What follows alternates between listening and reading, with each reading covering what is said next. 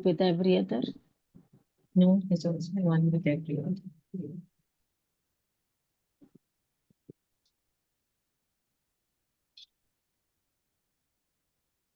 Shanti.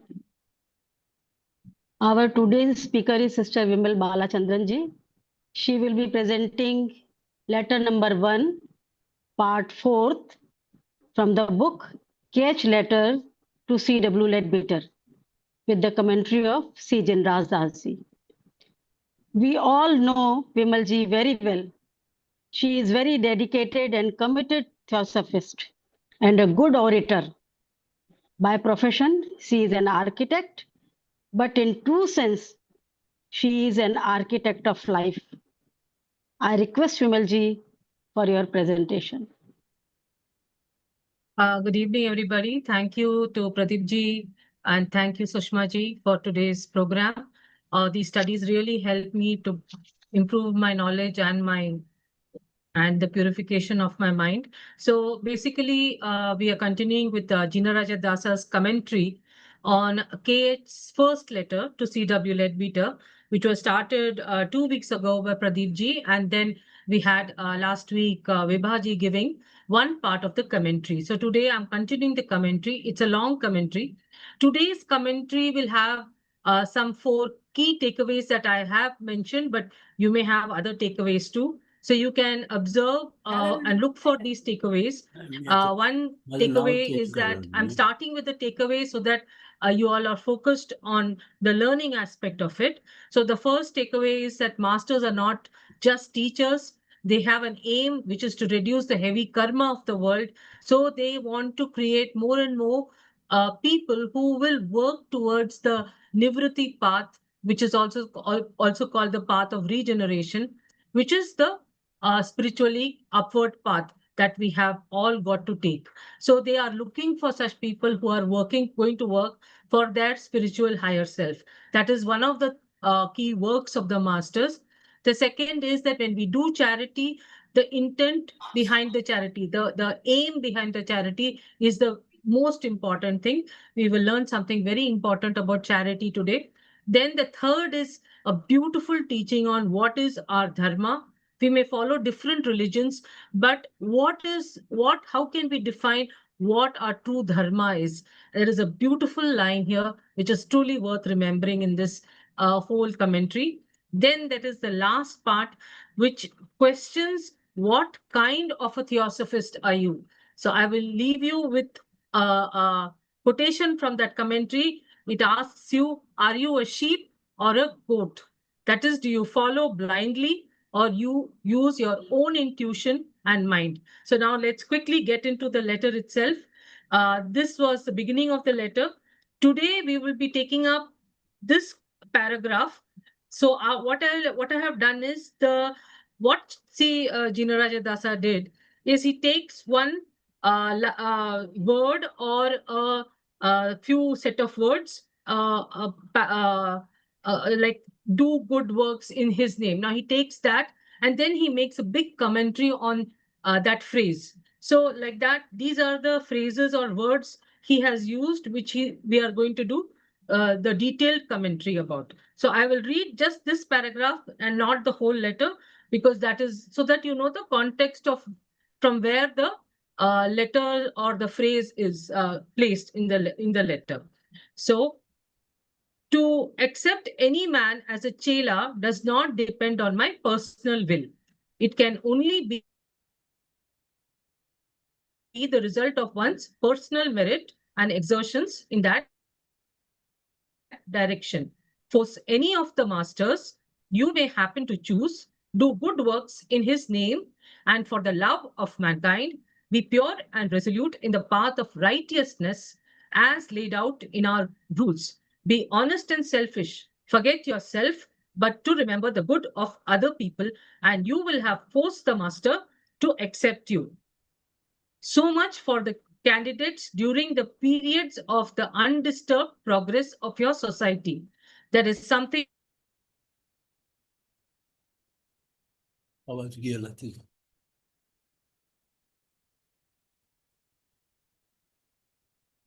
more to be done. However, when theosophic phrases, we will be studying हाँ?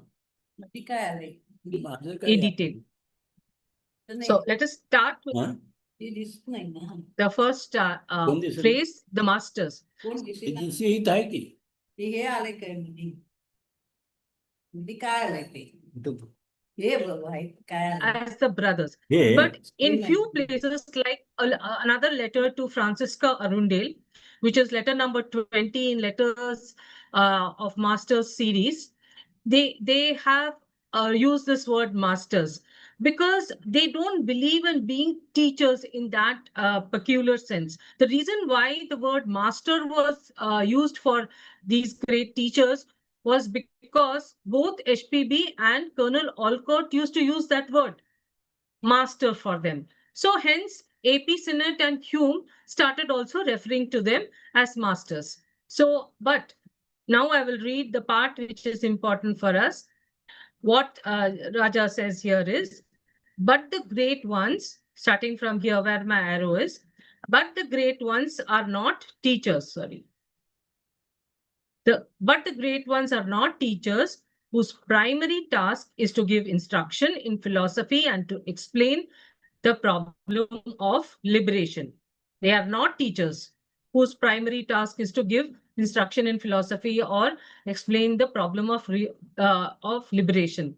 They have made clear to us that their task is that of helping to diminish human misery and that they concern themselves primarily with the millions of mankind en masse. Indeed, one difficulty which arose between the European theosophists and the masters in 1880 to 1884 was due to the fact that the former seemed constitutionally unable to realize that the masters are not teachers to perform occult phenomena, to convince a skeptical world, but, and here comes the important part, but the purest of philanthropists whose tireless work is to lift a little of the heavy karma of the world. This line comes in the Mahatma letters. So, philanthropist, the purest of philanthropists.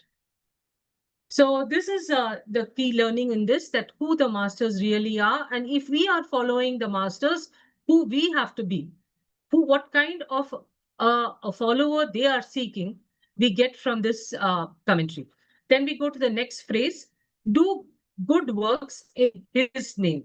Now, I will read this out because it is very beautifully written. In all lands and at all times, the problem of the spiritual life is ever the same, because the fundamental law of the soul's unfoldment do not change. But there are always variations in the themes which attempt to describe the life of the spirit. There are in Indian religions two streams which run parallel to each other but rarely join. One stream is that of charity, pity, and tenderness, and the need for a righteous man to be constantly aware of the problem of the distress of those who are poor, sick, and suffering. The second stream is that which turns a soul's attention to its own liberation. One method in which this liberation is sought is through a self-training in philosophic detachment, that is Vairagya, which does not keep in vision any personal God who assists in the process, which does not keep in vision any personal God who assists in the process. This is the theme of the Sankhya school of philosophers of Buddhism and of the pure Vedanta of Shankaracharya. So this is very clear. There are two main streams in the Hindu system. One is towards charity, which is doing good for the poor, setting up hospitals, schools, all kinds of charity works. Second is the path for liberation, seeking self-liberation. But even in the path of self-liberation, there is one stream of this kind of seeking of moksha or liberation in which there is no personal God, which is the system followed by the Sankhya school and also in Theravada Buddhism and general Buddhism also, and Vedanta of Shankaracharya. A second method is through the renunciation and devotion to a personal God or avatara like Sri Krishna in Hinduism or Jesus Christ in Christianity. See, our second objective in the Theosophical Society is to understand comparatively religions. So this set of the commentary beautifully makes one understand these aspects. Let's continue on reading. It's very interesting.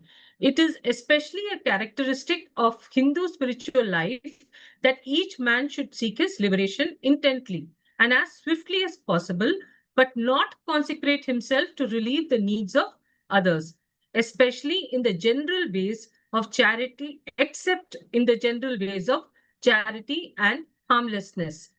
Hence, the ideal of the sannyasi in Hinduism and that of the Thera in Buddhism. So he says that though people are looking for their own self-liberation in the Hindu system, they don't go out of the way to do charity other than general, general charity, some small type of kindness and being harmless. That is the type of charity they do. They don't go out of the way to do anything. That is the way of the sannyasi. He is more focused on his own liberation. But the Christian religion is different. So here, Raja will tell us about that. He says, it is a strong, but it is the strong characteristic of the Christian spiritual life that God should not be separated from charity to one's fellow men. True, the monastic life has always been one ideal in Christianity. Yet, Christianity has, more than any other religion, emphasized the close relation of social service to the worship of God. Even among Christian monks and nuns, there are several orders who devote themselves especially to the relief of suffering. We all know the very famous one, the missionaries of charity run by Mother Teresa. And many of you who would have had either studied or known relatives who have studied in Christian missionary schools know that such missionary schools run numerous old age facilities, orphanage facilities, so many things they run because their religion includes charity. And when they do charity, they do it in the name of their God, which is Jesus Christ, which now the next paragraph will tell about. So Raja continues. This development has taken place as its inspiration, the words of Christ, where he proclaims that he reveals his presence in those who are in need and suffering. So the words of Christ are quoted here. The Christ said, "For as much as ye have done it unto one of the least of these my brethren, ye have done unto me." It means whatever you have done to the poorest of the poor, you are actually doing it to me. So from this is the theme behind the charity of the Christian practitioners of the Christian religion. So continuing, from this has developed the ideal of a combination of devotion and action in the phrase "in his name." We find, therefore, in Christianity a union of charity and worship. The two can be made separate, but in the noblest Christian life, they have ever been a unity. So it is in this context, because the Christ said this, that work for the poorest among you, then you are working for me. That is in that theme has been the reason behind the charity. It is this conception of the practical life of the occultist who seek to serve the master and at the same time is keenly aware of the needs of his fellow men that the master K.H. refers in these striking words, "Do good works in his name." So the master reminds us to think in these ways also.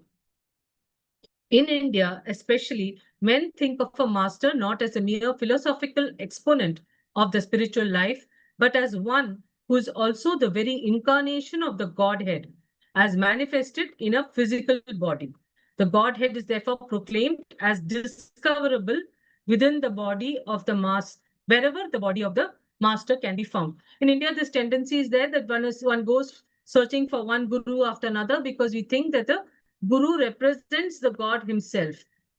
So today in India, as in past ages, men wander place to place seeking the Guru.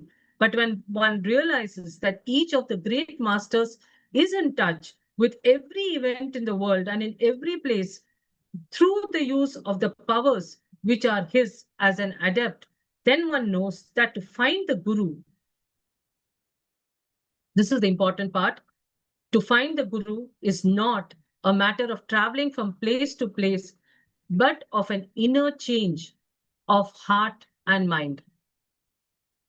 So finding the Guru is to make some changes in our heart and mind. What are the changes that one has to make in our heart and mind? We could ask ourselves. One of the key, I think, things is this word called mumukshatva. With how many of us have actually turned our entire inner vision to search for that God? Truly internally search.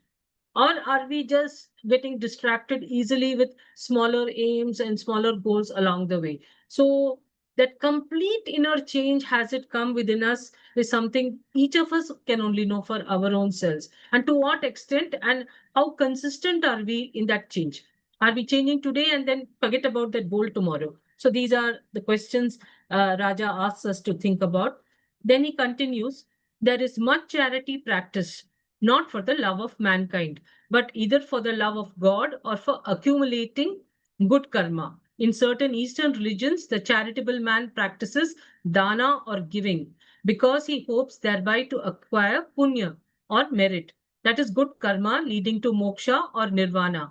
Among the Christian monastic and lay orders who dedicate themselves to service, the beautiful offering of charity is made to please God and to serve him, but not usually for the simple love of man. Then here comes a beautiful part to understand what is real charity. Let's look at what he says further. I recall vividly going through an institution for the aged in the country of Central America and being profoundly impressed by the patience of the nun in charge in dealing with refractory aged men and women. The forbearance shown, that is the patience, the forbearance shown was so great that I uttered a few words of admiration of the keen sense of human brotherhood shown by her. But her reply startled me. We do it to please God. That is what was true service.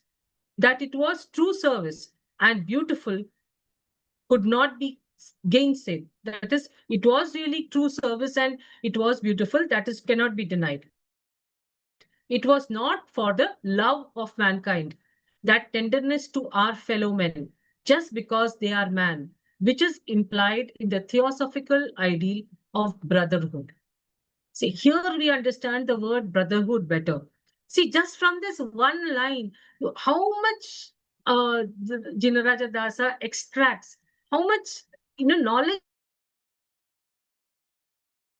from this one phrase, for the love of mankind. Because here he is teaching us that what does it mean to really be a brother? What does it really mean to work for brotherhood? So let us just see what he says further. It is this ideal of brotherhood, the love of mankind, which Master KH exacts from those who aspire to become his chelas. He undoubtedly approves of charity done to please God. Such charity in no way detracts from chelaship, but the Master is a bodhisattva, and it is only to those chelas who are filled with the love of mankind that he can pour out his love most and make them his best agents. So I think those who are here, who also have followed the Voice of Silence studies by Shindeji yesterday's, you will remember this very same similar lines being said about crying when our fellow brother cries. Can we shed tears when we see the tears of our fellow brother? When they are in trouble, can we feel that pain? That is exactly what is meant by the feeling of brotherhood, as Raja is telling now. So that ends the commentary on that phrase. Now we take the next phrase. The next phrase here is as laid out in our rules. Another beautiful thing. This teaches us about dharma. So let us read what he says.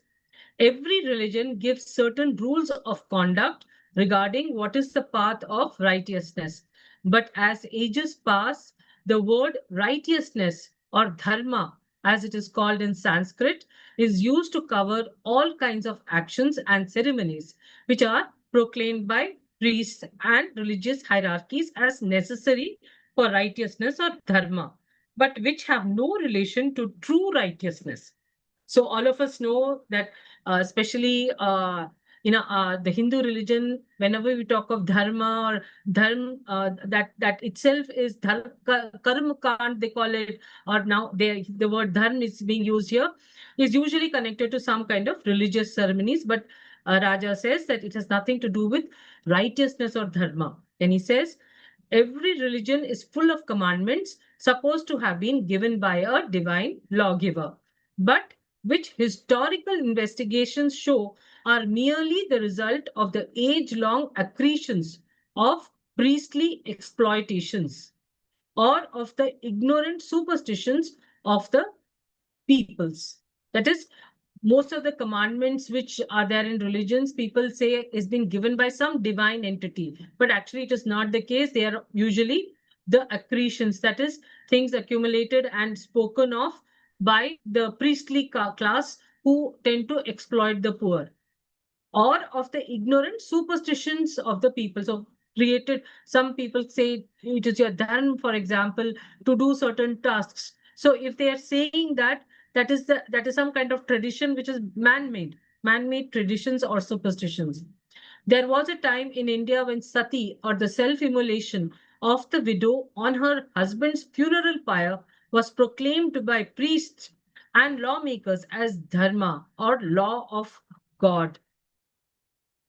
Up to only a few years ago in England, marriage with a deceased wife's sister was considered an outrage or on morality and forbidden by law. The law is now changed, but the Church of England still will not allow such a marriage to be solemnized in its churches. So the Christian religion also has such peculiar rules.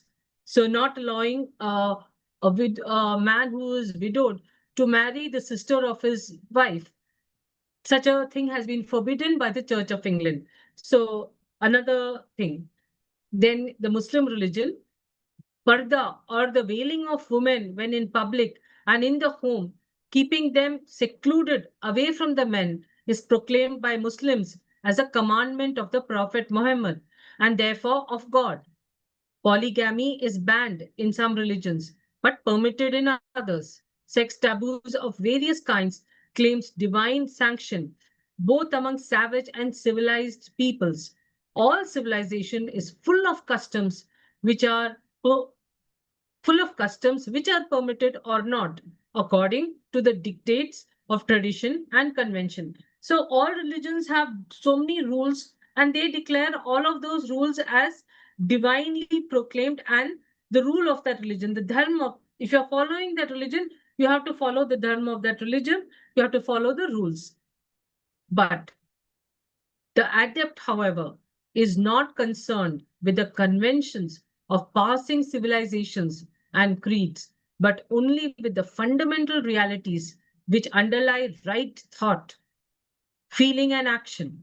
The criterion of the adept as to the truth or untruth in every custom which is proclaimed as God is the answer to the query, does it contain the germ of cruelty?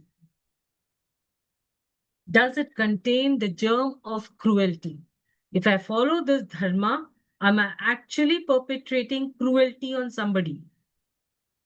Obviously, things like sati are definite cruelty. Similarly, things like parda can be cruelty if a girl does not want to be in parda. If she chooses, it's her choice. Freedom is of utmost importance. And any human being is imposing some of his view on another is a form of cruelty. So when we follow a dharma of our religion, we should ask ourselves, is there a germ of cruelty? This is a line I think we can all take away from this commentary. Hence, the use by the master of the striking phrase as laid out in our rules, underlining the word our, drawing thereby special attention to the rules of the adepts and not the rules of conventional custom or morality. This is of great importance. Then we come to the next phrase, the periods of undisturbed progress. Now, this actually refers to the part when we come to a crisis in the Theosophical Society in 1884. And here, generally, we know that the chelarship, the process of chelarship from the point of being in a probationary chela is a 7-year period to an accepted chela. So let us read about this, because what has happened here is C.W. Leadbeater in March 1884 had written a letter to KH and sent it through a medium who never actually, who actually lied to him and said that it has gone, but that letter had never been actually received by KH, though KH knew the contents of the letter. KH replied that letter only in October of 1884. The day KH replied that letter, that day, the next day, HPB was leaving for India, was returning back to India in 1884.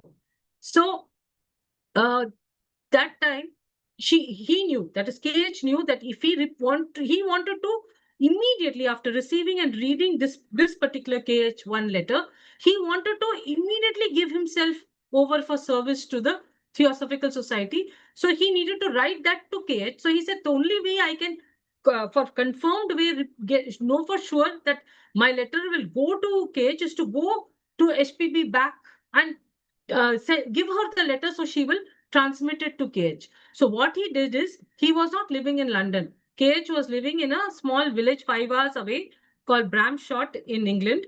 And he had come to his house by train and immediately took the train back to London to tell KH that I am willing to come, leave everything and come and go to India with Blavatsky. So KH then says at that time that I accept you as a chela in the second letter. I will give you my acceptance as a chela. So what has happened is that the 7-year probation period all gone. He has been an accepted chela overnight in 7 hours, as it is mentioned somewhere here. So this is an unusual thing which has happened. Okay, so now let's read this part. The master has already alluded to the 7 years of probation when a chela can pass in which a chela can pass anywhere. But the rules deal with the normal run of events. But there are certain periods of unusual stress where the needs of the great work are especially urgent.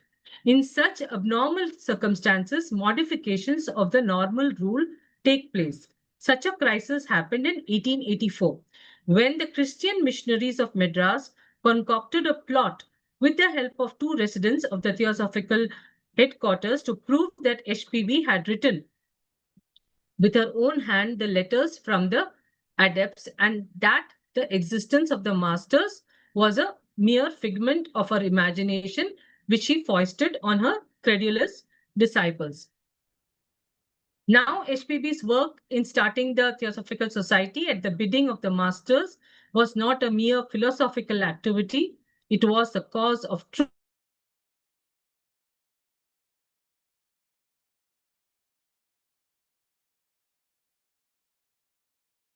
Existence and progress of the society hung the vast schemes of mankind.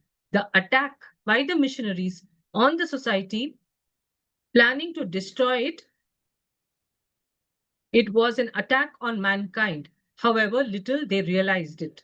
The missionaries thought they were doing God's service, but they were in reality doing exactly the contrary.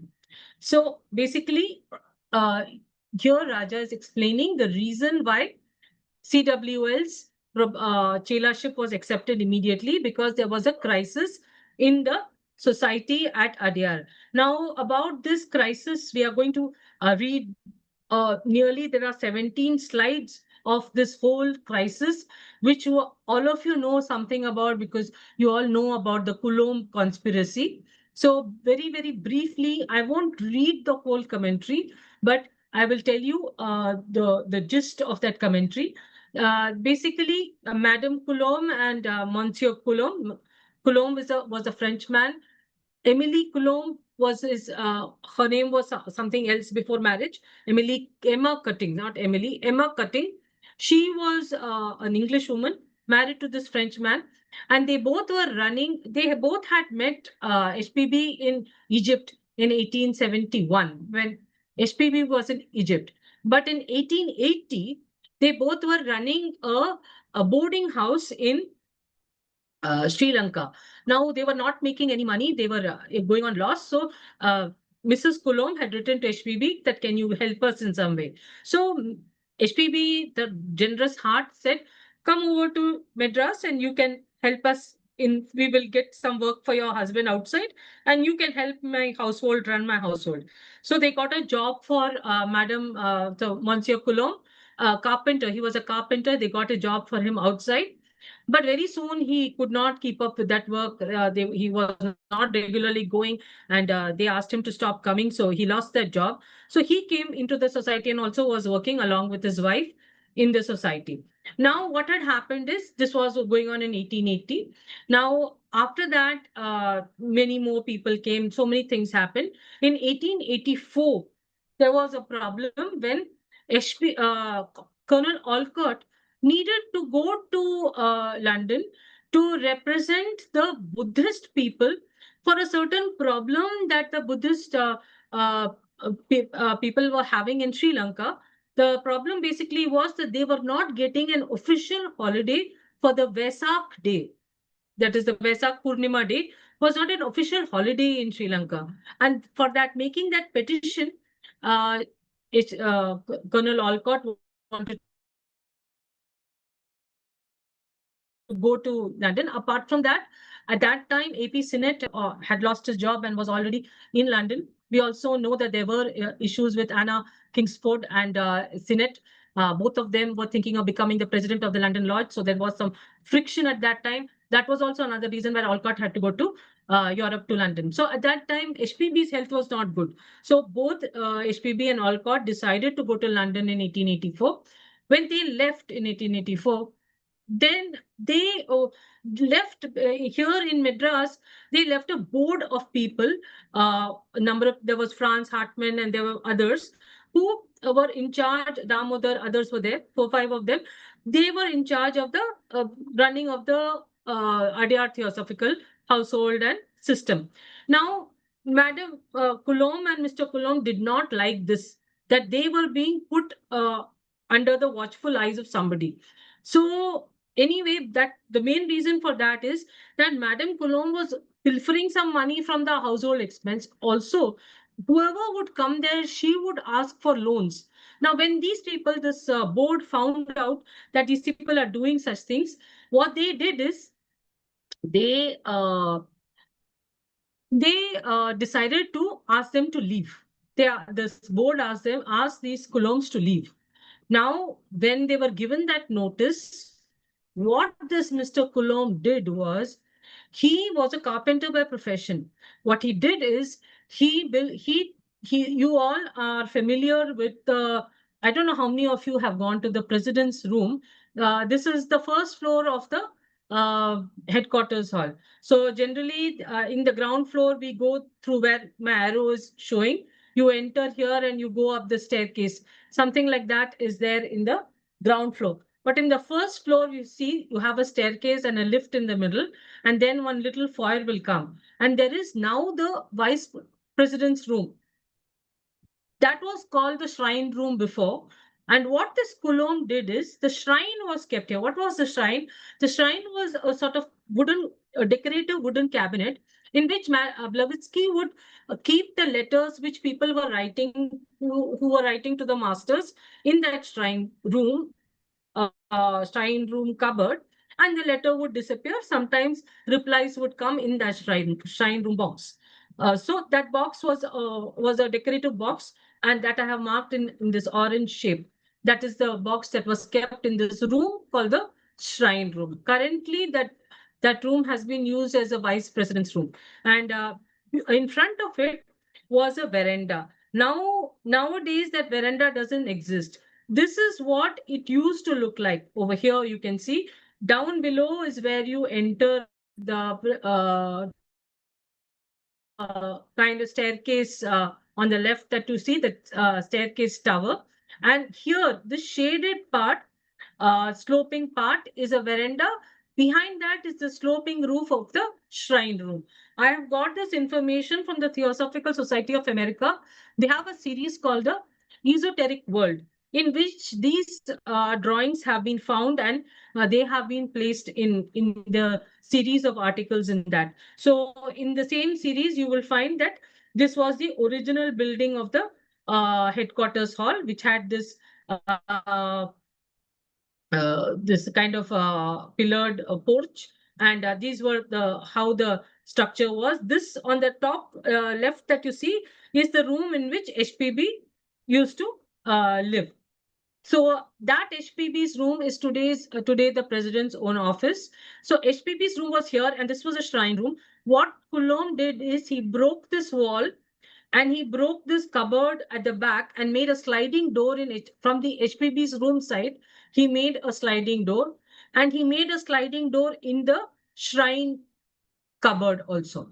So they did this. Then Madame Coulomb, what she did is she uh, uh, in HPB's handwriting, she forged HPB's handwriting and wrote the instructions for all types of funny instructions. She wrote pretending to be HPB on how ways and means to insert the letter, remove the letter, all kinds of all the phenomena, as if she's asking Mrs. Coulomb to help her do the phenomena.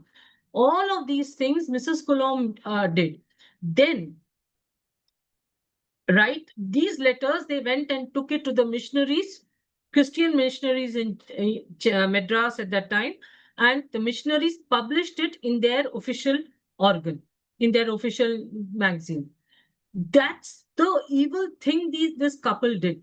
And the sad thing is that later on, when Richard Hodgson and all the psychical research person came, you know, that there are, people have seen that this sliding door business that this Coulomb had made, it was not even moving. It was very newly made, because they did all that in a hurry. They made all these things in a hurry. So it wasn't even moving, but that the whole Hodgson report was basically based on all the lies that the Coulomb said. Of course, I think in 1964, the Psychical Research completely withdrew the entire report as false and as erroneous. So that was, she got vindicated so many years later, but this whole thing was a huge strife for HPB herself. So this part of the whole article, of this whole commentary, I'm not going to be reading to you. So many of you know these things, and this was the main reason why the master had taken C.W.L immediately, because he represented he had been a priest, and he had been working for the church, the Catholic Church. So it was he was a good representative to come to Madras at that time to represent Theosophy against this whole business that was coming. So now I'm going to read the part which is very important, which we can get from this whole episode. The letter which was precipitated by Master Cage by for Alcott, when Alcott was traveling in England, when he was in a railway compartment in April 1884, when all this is happening. Cage precipitates a letter. And what does Cage say? He says, "Do not be surprised at anything you may hear from Adyar, nor discouraged. It is possible that we try to prevent it within the limits of karma, that you may have great domestic annoyances to pass through. You have harbored a traitor and an enemy under your roof for years, and the missionary party are more than ready to avail of any help she may be induced to give. A regular conspiracy is on foot. She is maddened. That is, she is Madame Coulomb. She is maddened by the appearance of Mr. Lane Fox and the powers you have given to the board of control.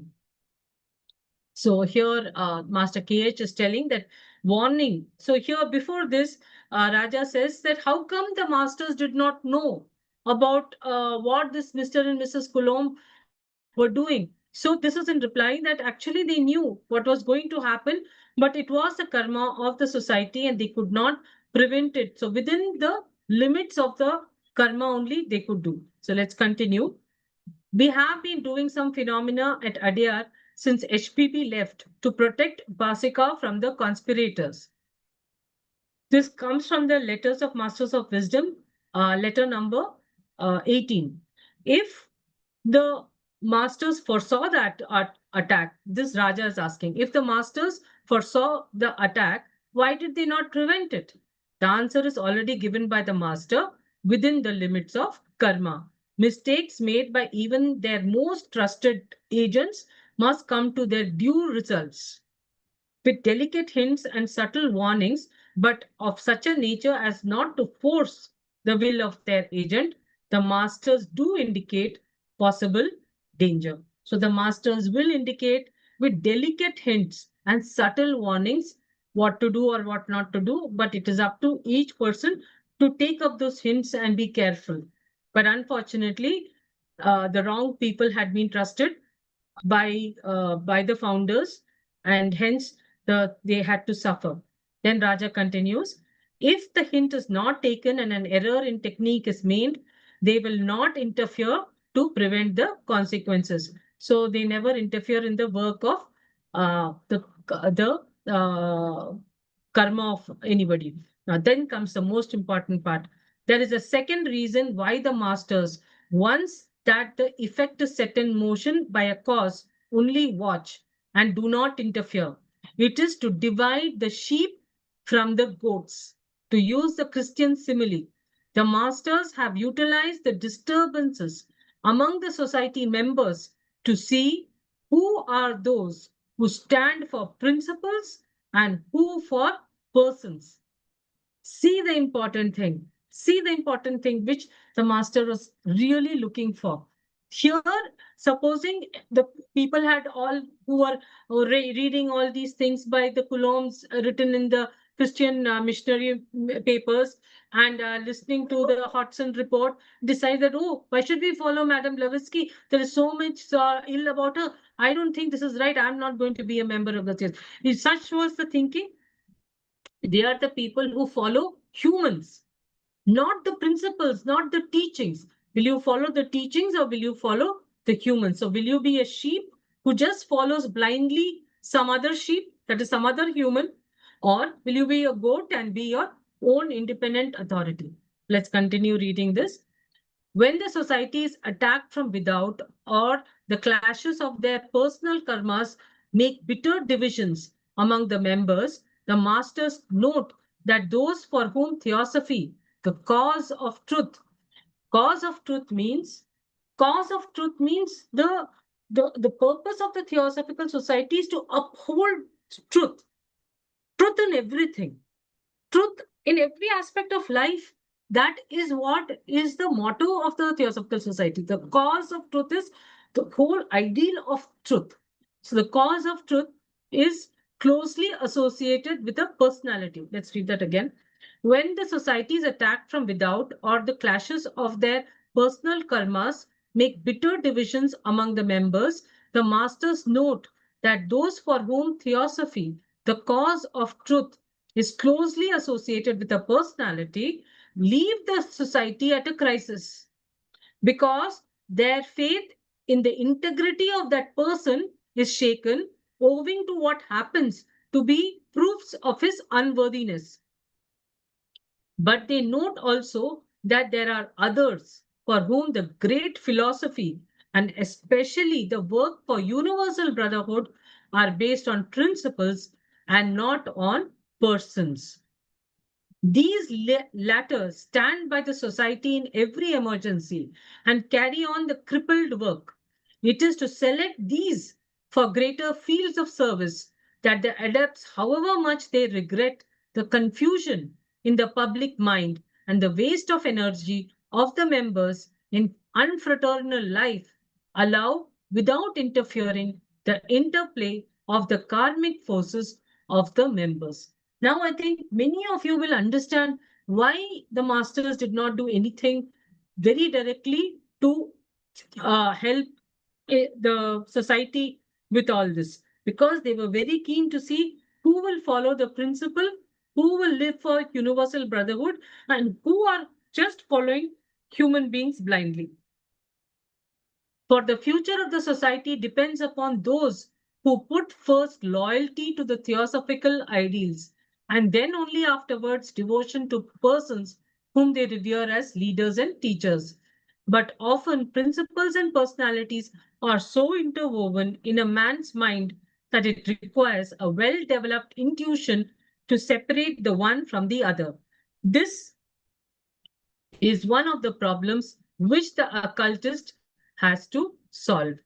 So I think this is very beautiful to remember this part. Another factor in this problem is that masters are not anxious that all the world should be convinced of their existence, their work, and that of their agents. The Master KH has said is, and he quotes Master KH, KH says, not for those who are unwilling to part with their prejudices and preconceptions for the attainment of truth from whatever source it may come. It is not our desire to convince the latter, for no fact or explanation can make a blind man see. That is, those who are unwilling to give up their prejudices, their preconceptions, and don't care for what is the truth.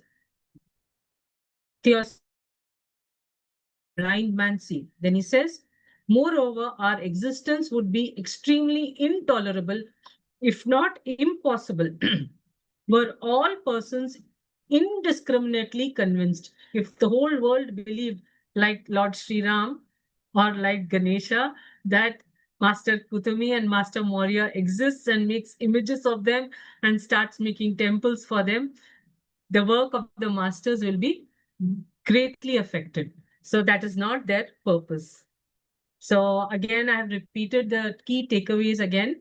And with this, I will end so that the Hindi translation can take place. Thank you so much for patiently listening. Thank you, Vimalji, for your research-based, insightful, excellent presentation. Now I'm presenting Hindi translation. चूंकि ये 40 slides थी, तो मैंने जो प्रारंभ की जो 30 slides है उनका तो डिटेल में किया है और बाकी का मैं ब्रीफ प्रस्तुत करूंगी क्योंकि समय की बाध्यता है। आज हम महात्मा KH द्वारा C.W. लेडबिटर को लिखे पहले पत्र की कमेंट्री का अध्ययन कर रहे हैं, जो श्री जिनराज दास जी द्वारा लिखी गई है। इस पत्र में यह तथ्य उल्लेखनीय है कि गुरुदेव KH ने पत्र में 2 बार मास्टर शब्द को इन्वर्टेड कॉमा के बीच में लिखा है। इस पत्र के पहले जो पत्र मिस F. अरुंडेल को कुछ महापूर्व लिखा था, उसमें भी मास्टर ने एडेप्ट यानी सिद्ध पुरुष की जगह मास्टर शब्द ही लिखा है। अतः यह तथ्य ध्यान देने योग्य है कि जीवन मुक्त महात्माओं ने कभी भी स्वयं को मास्टर शब्द से संबोधित नहीं किया, बल्कि केवल ब्रदर्स कहा है। उल्लेखनीय कि जब एपी सेनेट एवं एओ ह्यूम और महात्मा गणों के मध्य जो है पत्र व्यवहार शुरू हुआ, संभवतः उस समय ये प्रक्रिया शुरू हुई और मास्टर शब्द का प्रयोग संभवतः HPB एवं कर्नल ऑलकॉट दोनों ने किया था। लेकिन महात्मा गण यानी ग्रेट वंस ऐसे शिक्षक नहीं होते जिनका मुख्य कार्य दर्शन शास्त्र संबंधी निर्देश देना तथा जीवन में मोक्ष संबंधी समस्याओं की व्याख्या करना हो। मास्टर ने स्पष्ट रूप से कहा है कि उनका कार्य तो मानवीय पीड़ा को कम करना है एवं इस संदर्भ में वो लाखों मनुष्य के प्रति चिंतित हैं। वास्तव में 1880 से 1884 के मध्य यूरोपीय थियोसॉफिस्ट एवं मास्टर्स के बीच एक कठिनाई यह आई कि यूरोपियन थियोसॉफिस्ट यह समझने में असमर्थ थे कि ये मास्टर्स संदेहवादी पाश्चात्य जगत को यकीन दिलाने के लिए चमत्कार प्रदर्शित करने वाले शिक्षक नहीं थे, बल्कि वे तो शुद्धतम रूप से परोपकारी हैं, जिनका अथक कार्य संसार के भारी कर्मों के बोझ को थोड़ा हल्का करना है, to lift a little of the heavy karma of the world. Second जो है वो फ्रेज है, उनके नाम पर अच्छे कार्य करो, do good work in his name. सभी देशों में और हर समय आध्यात्मिक जीवन की समस्या हमेशा एक सी होती है, क्योंकि जीवन के विकास के मूलभूत सिद्धांत नहीं बदलते, लेकिन आत्मा के जीवन, स्पिरिट ऑफ लाइफ की व्याख्या करने वाले विषयों में हमेशा भिन्नता होती है। भारतीय धर्म में दो धाराएं हैं जो साथ साथ चलती हैं। एक विचारधारा दान की है। भारतीय धर्म दया एवं करुणाशीलता सिखाता है। साथ ही एक सदाचारी मनुष्य को हमेशा निर्धर, बीमार एवं पीड़ितों के कष्टों के प्रति जागरूक रहना भी सिखाता है। दूसरी धारा जीवात्मा को स्वयं की मुक्ति की ओर ले जाती है।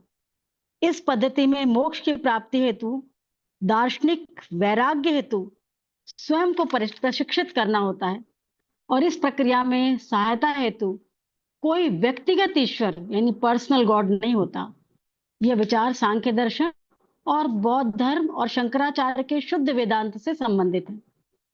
दूसरी पद्धति त्याग और किसी व्यक्तिगत ईश्वर या अवतार के प्रति समर्पण का भाव है, जैसे हिंदू धर्म में श्री कृष्ण या ईसाई धर्म में ईसा मसीह के प्रति भक्ति। किंतु आध्यात्मिक जीवन की विशिष्टता यह है कि हर व्यक्ति को अपनी मुक्ति के लिए जितना संभव हो सके निष्ठा एवं तीव्र गति से प्रयास करना चाहिए, लेकिन सामान्य तौर पर परोपकार और किसी के अनिष्ट यानी हानि रखने की भावना नहीं होनी चाहिए। किंतु साथ ही दूसरों की जरूरतों को पूरा करने हेतु स्वयं को समर्पित भी नहीं करना चाहिए। इसीलिए हिंदू धर्म में सन्यासी एवं बौद्ध धर्म में थेरा का आदर्श है। लेकिन श्री जिनराज दास जी कहते हैं कि ईसाई आध्यात्मिक जीवन की विशिष्टता यह है कि ईश्वर के प्रति प्रेम भाव को अपने साथियों के प्रति दया भाव से वह अलग नहीं मानते। यह सत्य है कि ईसाई धर्म में भिक्षु जीवन यानी मोनेस्टिक लाइफ को हमेशा से आदर्शवादी माना जाता है, किंतु फिर भी ईसाई धर्म में दूसरे धर्मों की अपेक्षा अधिक मात्रा में समाज सेवा को ईश्वर की आराधना से जोड़ा गया है।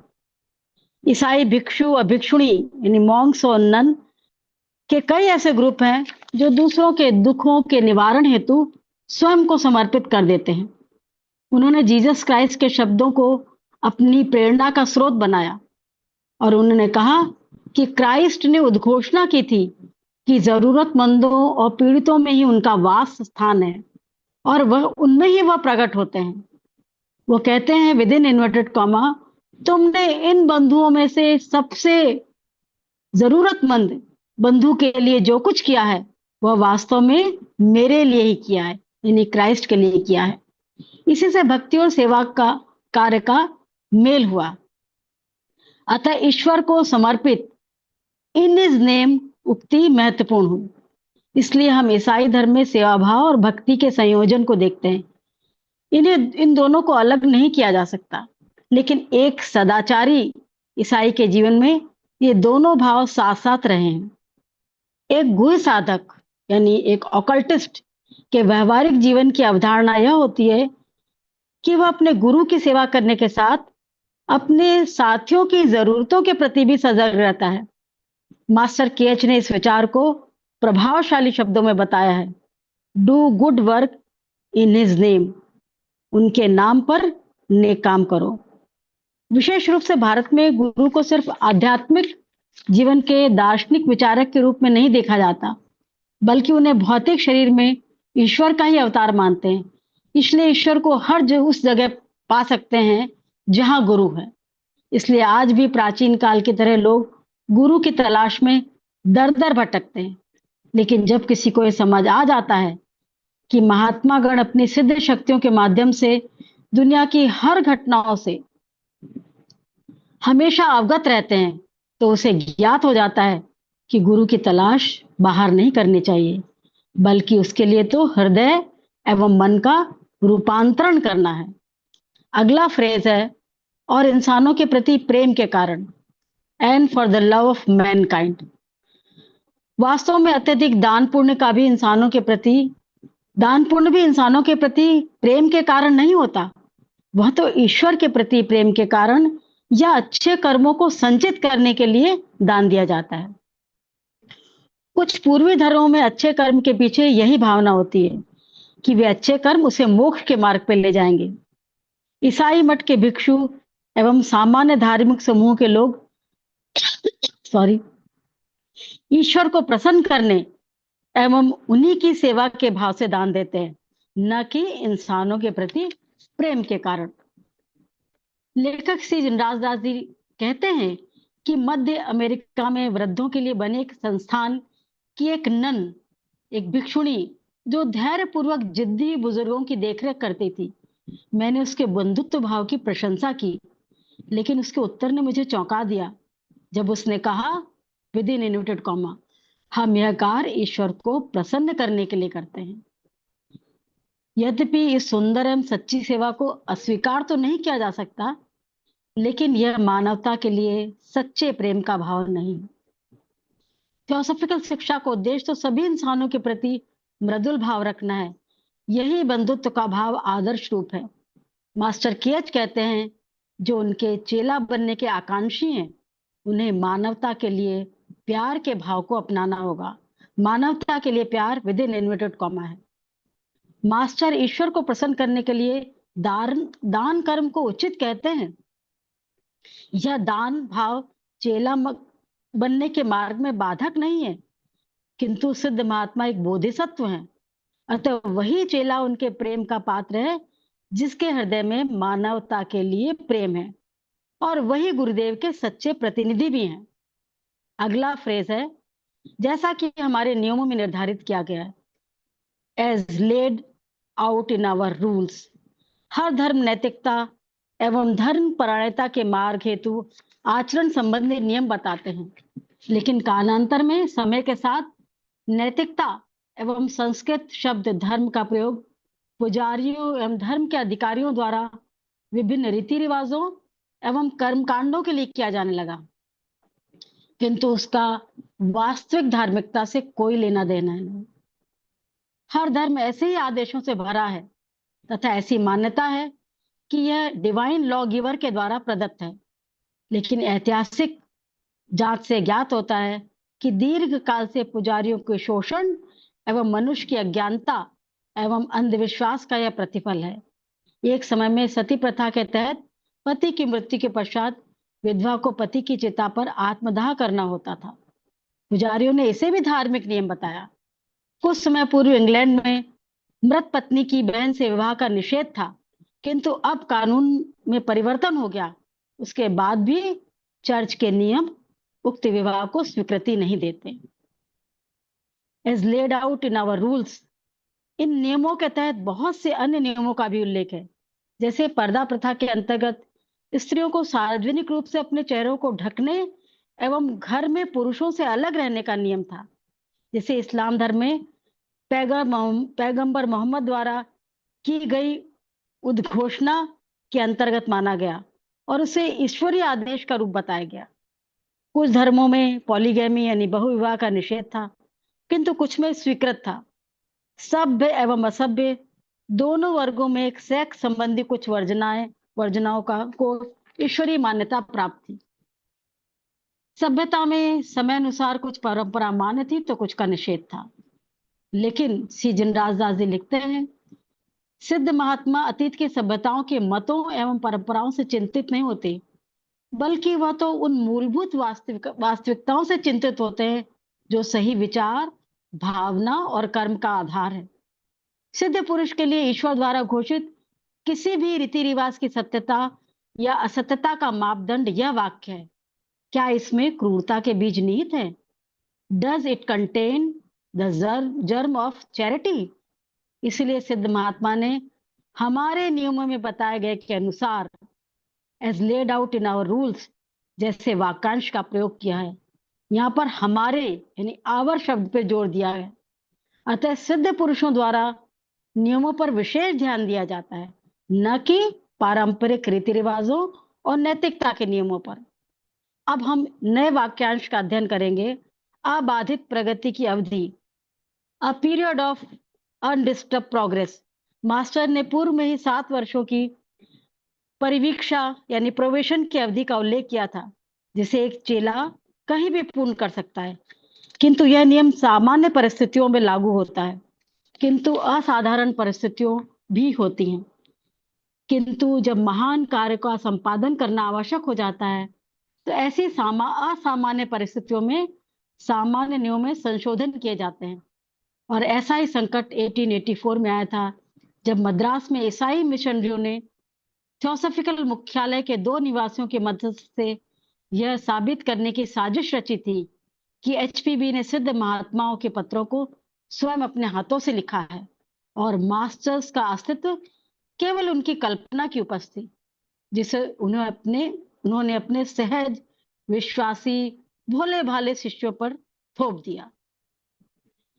कहा जाता है कि मास्टर के आदेश पर थियोसॉफिकल सोसाइटी की स्थापना हेतु एचपीबी का कार्य सिर्फ एक दार्शनिक गतिविधि नहीं थी। मास्टर्स के अनुसार यह सत्य के हेतु यानी कॉज ऑफ ट्रुथ के लिए था। सोसाइटी के अस्तित्व और प्रगति पर मानव जाति के पुनरुत्थान के लिए सिद्ध पुरुषों की महान योजनाएं टिकी हुई हैं। मिशनरियों द्वारा सोसाइटी पर किया गया हमले की योजना को नष्ट करना था। साथ ही मिशनरी के हमले को जो हमला था वह मानव जाति पर भी हमला था। मिशन और मिशनरियों को लगता था कि वह ईश्वर की सेवा कर रहे हैं, लेकिन वह ठीक इसके विपरीत कार्य कर रहे हैं। अब मैं जो अंत वाला जो 17 स्लाइड्स हैं, जिसमें कूलम्ब दंपत्ति का विवरण है, मैं उसको बहुत संक्षेप में जिस्ट के रूप में प्रस्तुत कर रही हूँ थोड़े से समय में। यह फ्रेज है on it's stand for life and death, जीवन और मृत्यु के प्रश्न पर अडिग निर्णय। 1884 में थियोसॉफिकल सोसाइटी एक असामान्य कठिनाई के दौर से गुजर रही थी। इसके 2 मुख्य कारण थे।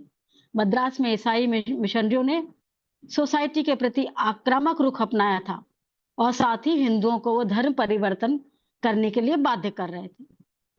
और दूसरा, कूलम दंपति द्वारा संस्थापक एचपीबी एवं कर्नल ऑलकॉट पर कुछ आरोप लगाए गए थे। अब इसका छोटा सा इतिहास मैं बता रही हूँ कि उल्लेखनीय कि 1871 में एचपीबी की मुलाकात कूलम दंपति से मिस्र में हुई और 1887 में कर्नल ऑलकॉट और एचपीबी भारत आए और बम्बई में सोसाइटी का मुख्यालय बनाया और वहां पर कूलम दंपति को जीवन यापन की उनके लिए व्यवस्था की। कालांतर में 1882 में संस्थापक बम्बई से मद्रास आए तो कूलम दंपति भी अड्यार आए और साथ रहने लगे। ये उल्लेखनीय कि कूलम को कारपेंटर की जानकारी थी, वह बहुत कुशल बढ़ई थे। किंतु फरवरी 1884 में जब दोनों संस्थापकों को यूरोप जाना पड़ा तो कूलम दंपति ने एचपीबी के खिलाफ साजिश रची। उल्लेखनीय है कि एचपीबी के कमरा एवं श्राइन रूम सटे हुए थे और श्राइन रूम में एक श्राइन था जो लकड़ी का था और जिसमें महात्मा गण के प्रेसिपिटेटेड यानी अवक्षेपित पत्र रखे जाते थे।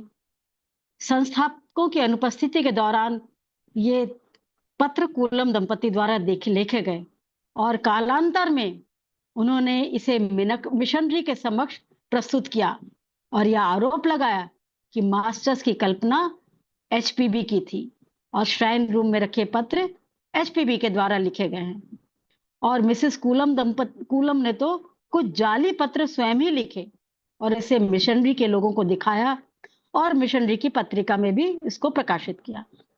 अब प्रश्न उठता है, इसको मैं बहुत संक्षेप में बता रही हूँ क्योंकि ये बहुत इंपॉर्टेंट है, कि मास्टर्स जो संसार की सभी घटनाओं को जानते हैं तो सोसाइटी पर हुए इस मिशनरी हमले एवं कूलम दंपति के कार्य के विषय में क्यों नहीं जान पाए, तथा यदि उन्हें पता चला तो उसे रोका क्यों नहीं? इसका उत्तर हमें मास्टर केएच का पत्र जो 5 अप्रैल 1884 को ऑलकॉट को प्रेसिपिटेट किया था उसमें मिलता है। मास्टर का कहना है कि हम कर्म की सीमाओं के भीतर ही इसे रोकने की कोशिश करते हैं, यानी with in the limits of Karma. Master कहते हैं कि जब एक बार किसी कारण से कर्म का कोई प्रभाव शुरू हो जाता है तो वो सिर्फ देखते हैं, दखल नहीं देते। ईसाई धर्म की कहावत के अनुसार इसका मकसद है divide the sheep from goats, यानी भेड़ों को बकरियों से अलग करना। मास्टर्स ने सोसाइटी के सदस्यों के बीच हुई इस उथल पुथल का प्रयोग यह देखने के लिए किया कि कौन सा व्यक्ति कॉज ऑफ ट्रुथ के लिए है, सिद्धांत के साथ है और सत्य के मार्ग पर है, और कौन व्यक्ति केवल व्यक्तित्व या लीडर को महत्व देते हैं। क्योंकि थियोसॉफी का कार्य तो ब्रदरहुड के सिद्धांतों पर आधारित होता है, न कि किसी व्यक्ति की भक्ति पर। सोसाइटी का भविष्य तो समर्पित एवं वफादार व्यक्तियों पर ही निर्भर होता है। मास्टर्स अंत में कहते हैं कि मास्टर्स को इस बात की चिंता नहीं है कि दुनिया में हर कोई उनके अस्तित्व को स्वीकारे। कोई भी तथ्य या स्पष्टीकरण अंधे व्यक्तियों को नहीं दिखाया जा सकता। अतः सबको हमारे अस्तित्व हेतु यकीन दिलाने की आवश्यकता भी नहीं है। हमें तो सोसाइटी के कार्य को प्रगति की ओर ले जाना है और इसके लिए सच्चे प्रतिनिधि की तलाश है। धन्यवाद। Thank you. Shindeji, is there, sir? Would you like to say something?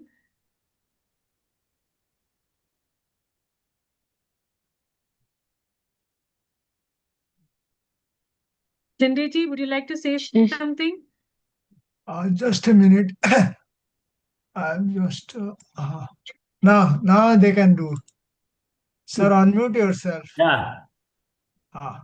What about my video? It is not starting. Now you can check. Now you can change. You can open the video, sir. It is not opening. Something wrong with my computer, I think. Okay. Start my video, I will start. It is not opening, sir. It is okay. Anyway, both of them, Vimalji and Sushmaji, very nicely explained. Even in English and Hindi, both of them very wholeheartedly explained what they have understood. And Yes. really Both. inspiring to all of us. And it is about the master's letters and their meaning, how important is the Adyar, especially Indian soil, for having experience of spirituality. Actually, HPB wanted to die in Adyar, but she was thrown out of the Adyar. That conspiracy made it. And Colombo is the soul which has come with her. Actually, how it came, it is all karma. That is HPB's karma. They come as a friend, then they themselves betrayed, and what they happened, all it is given here. So what we must remember is, we must believe, have living faith in the existence of the masters. It is only then we can proceed further. Otherwise, our own doubt and our own ignorance becomes the hindrance.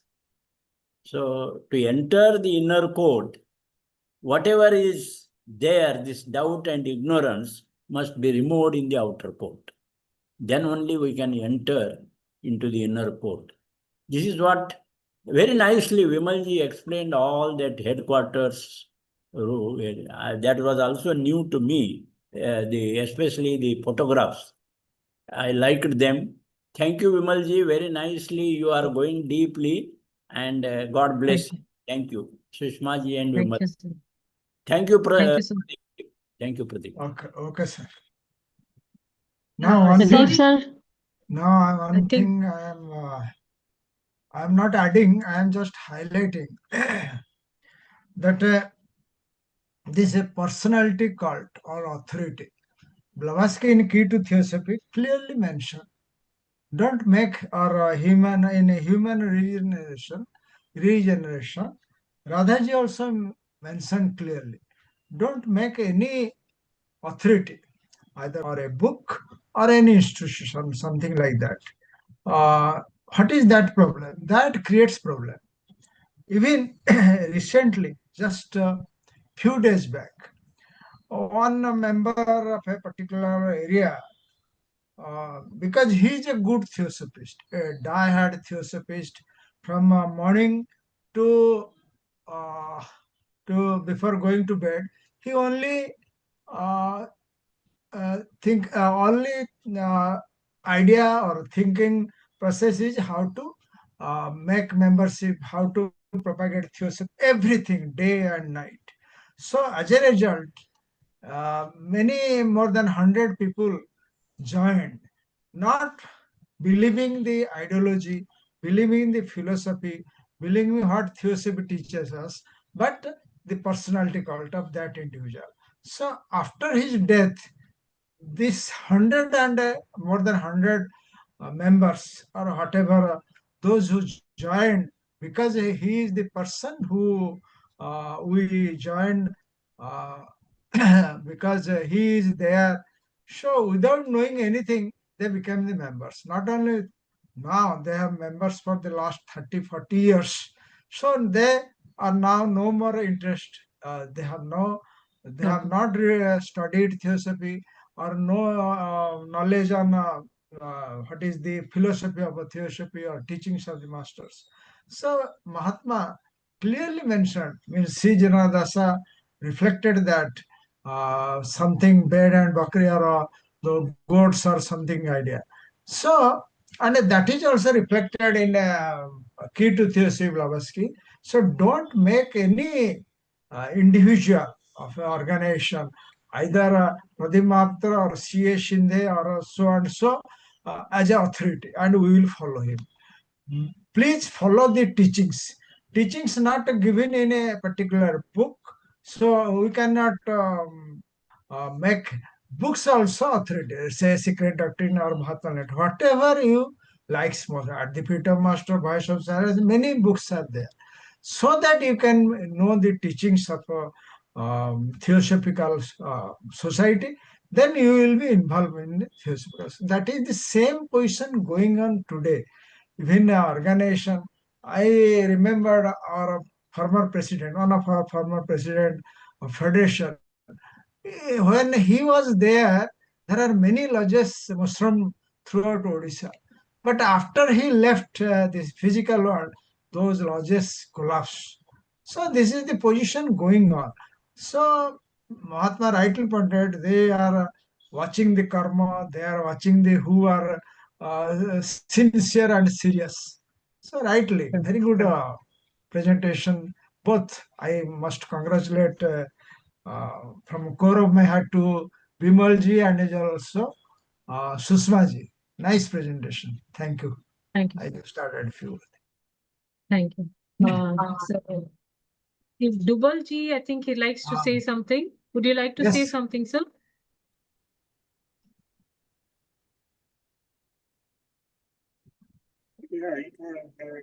Vimalji, do you want to ask anything? Because your questions are thought-provoking. Dubalji is going to speak. Yes, Dubalji. I feel I made a mistake by taking too much today. So I feel sorry actually for the people who time is short. But this is what Yes. Yes, in Dubalji. Dubalji will speak something. social service is important. And to attract the youths today, we have to first start with the TOS, Theosophical Order of Service. That is why Annie Besant started in 1908, Theosophical Order of Service. And we have noticed in our area also, youngsters are very keen to start with a TOS.